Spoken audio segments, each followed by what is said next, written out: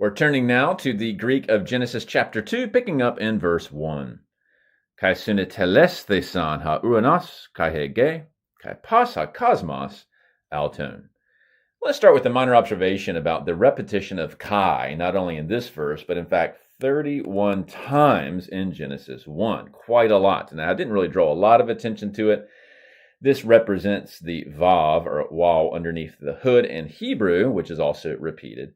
And this kind of syntax is known as parataxis.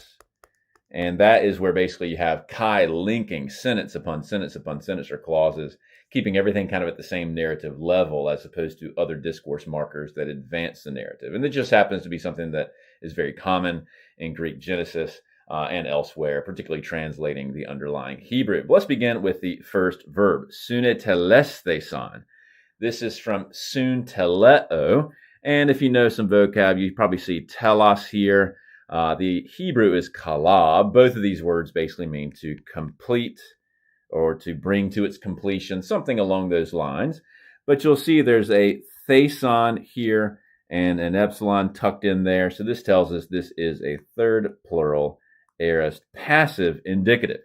And so why is it plural? Well, the writer here is picking up that it's heaven, earth, and the hakosmos that are now being brought to completion. So it'd be something like, and were brought to completion, ha-uranos and the gay, the earth. Now this is referring back to Genesis 1:1, where God made the uranon and the gain. So there's a nice connectivity here going back all the way to Genesis 1. The heaven and the earth were brought to completion. But the final clause here is a bit tricky. Although the vocab is quite straightforward. So it's pas, every or all. And then we have hakosmos here. Now, you would typically translate this just based on sort of Greek 1 vocab as world. But that wouldn't really seem to fit here, especially with this genitive plural alton.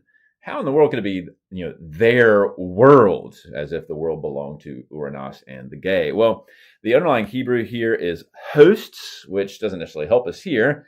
But cosmos can also mean arrangement or design. And this gives us a chance to take a look at an important resource, a dedicated Septuagint lexicon. There's actually a couple of these. I'm going to focus on the one by Muriaka, the Greek-English lexicon of the Septuagint. Of course, you might be familiar with other lexicons from the New Testament, but this is really the gold standard for the Septuagint.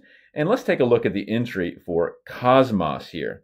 And so here you have your verb that, again, in Greek 1 you learn as world. But in fact, the very first gloss that Muriaka lists is the ordered whole consisting of, actually there's not a gloss, it's the definition, consisting of multiple units. Notice that Genesis 2:1 is used here as the main example.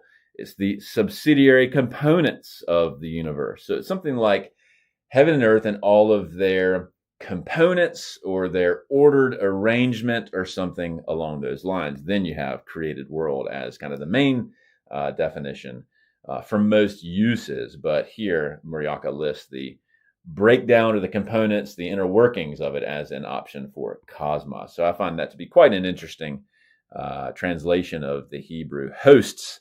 Kind of makes sense, actually, once you realize that cosmos can mean the whole series of things that make something, namely the heaven and the earth. So good introduction to a very important lexicon. I'm sure we'll come back to it again in the future.